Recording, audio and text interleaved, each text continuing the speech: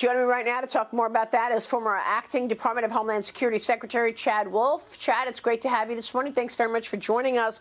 I guess we are averaging, is this right, 3,500 apprehensions a day, as well as another 500 plus people turnbacks, those who are being sent back. What's your insights in terms of this immigration bill and why suddenly 4,000 people a day are showing up at our borders?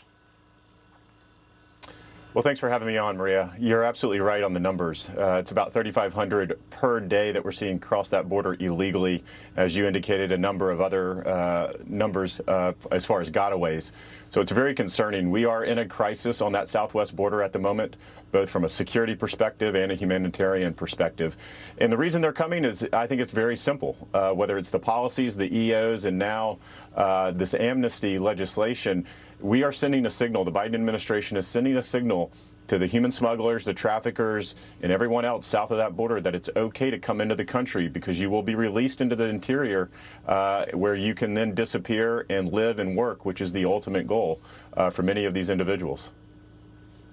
So what do you think is behind these decisions then? I mean, why open up our borders? I mean, when you look at the issues that we're dealing with every day, schools are still closed, and yet borders are wide open.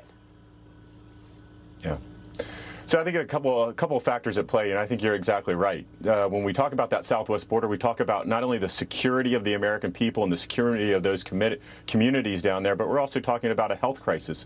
We're still in the middle of COVID and responding to COVID, and we're also talking about American jobs. We're trying to get Americans back to work, and so all of these individuals coming across this border, the vast majority will qualify for work permits and will start competing with Americans for jobs as well. So I think it's all very, very concerning. As far as why they are doing it, I think they're having to fulfill campaign promises, frankly, and they have a certain part of their constituency that is pushing them very far left on some of these policies that they're having to advocate and push through. And I think they're doing that, again, at the peril of the American people at this time, where you have such a crisis that's ongoing at the border today. And to continue to push legislation that talks about amnesty, that has almost no border security and enforcement, and that talks about removing penalties for those who cross illegally, again, you're sending a signal to all of those individuals that want to come here illegally that it's okay to do that, and that you have a partner to help you do that at the end of the day. I know that the highest volume of human smuggling has been really around the Rio Grande Valley area. That area is the epicenter, but you've also got El Paso, Del Rio, Tucson, San Diego, also high volume areas. Meanwhile, the borders there are open, but the Capitol is shut down. The Senate Homeland Security Committee and Rules Committee will hold a hearing tomorrow on the security failures of the Capitol riots. And people like Senator Ron Johnson want answers. I spoke with the senator yesterday about what he's expecting. Listen to this. So it would be far better if we were having this hearing on Tuesday with a lot of information being returned. I mean, testimony from the people that were involved, other than just news accounts. But right now, we're going to be going to that hearing with what we've read in the newspaper. And I guess what the House managers presented in, I don't even want to call it a trial. There are so many parts of their case against the president. They're just simply dishonest. The selective editing, editing out of context, that type of thing. So we don't have the base of information I would like to have before I would go into a hearing. But I guess this will be the first hearing. There'll be a follow-up hearing, and I'm hoping we start getting some information from the people that were actually there, and we get a full accounting of what actually happened. So Chad, he wants answers. He hasn't gotten any answers going into this hearing tomorrow. And yet, they didn't want to hear witnesses because they're afraid that we could see, a real understanding of who knew what when, and when these breachers were planning all of this. Your take on the security in Washington right now versus what we're seeing at the border?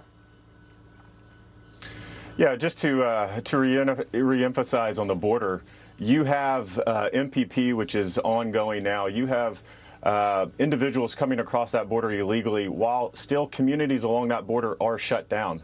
We still have travel restrictions in place for non-essential travel. So we're telling individuals not to cross that border if you don't have essential travel, but we're allowing individuals that have no legal right to be here, that are crossing that border illegally, to again come into the country and to be released. As far as the Capitol security, I agree with the senator. I think he needs information in order to have a successful hearing at the end of the day. My perspective on the 6th was not an intelligence failure. A lot of law enforcement agencies in the area had the intelligence that what we knew. From a Capitol Hill police standpoint, if they had a plan in place, they simply didn't execute the plan. There were a number of other buildings inside D.C. that were refortified, and we had the proper force posture there. So I look forward to also the findings, but you need to make sure that you have the senators armed so they can ask the hard questions and they can dig in and make sure that they have the information there. Well, look, on the border, you know, this is impacting, obviously, the neighborhoods right on the other side of the border because you've got illegals coming in. That's why Texas right now is suing the administration. Do you expect more AGs to raise their hand and say, wait a minute, this is affecting our constituents, our neighborhoods? And do you think it is? I mean, you know, what's happening in those areas right outside the border? Can you explain to us why this is such a heavy impact? Yeah, absolutely. And I do think additional attorneys generals will raise their hand, as you say, and join in some of these, because I think each policy, each executive order, and now legislation is making those communities along those borders, as well as in the interior of the country, that much less secure and safe. Again, you're having thousands of individuals come across that border every day, and the vast majority are being released into the interior of the country. So for those communities, those are the ones that are going to have to respond to, not only from a police, law enforcement, public safety perspective, but also how do you house them? How do you feed them? Where do they go? The transportation. All of these questions are borne by the local communities and local officials, nonprofits, and others along that border. And to do this in an environment where you're still dealing with COVID, and in Texas, you mentioned the Rio Grande Valley, and in Texas, they're dealing obviously with power and water issues at the same time. Again, it's the wrong approach, I believe. It's the wrong time to do this, and you're going to see a lot of consequences because of this, because of these actions. Well, that's really unfortunate. Secretary, we'll keep checking back and certainly put a spotlight on it. It's good to see you this morning. Thank you, Chad. Thank you. Thanks for watching the Heritage Foundation's YouTube channel. With more than 500,000 members, we are the nation's largest conservative research and education institution. We believe the principles and ideas of the American founding are worth conserving and renewing. Please help us further our mission by subscribing to this channel and sharing our videos with your family and friends.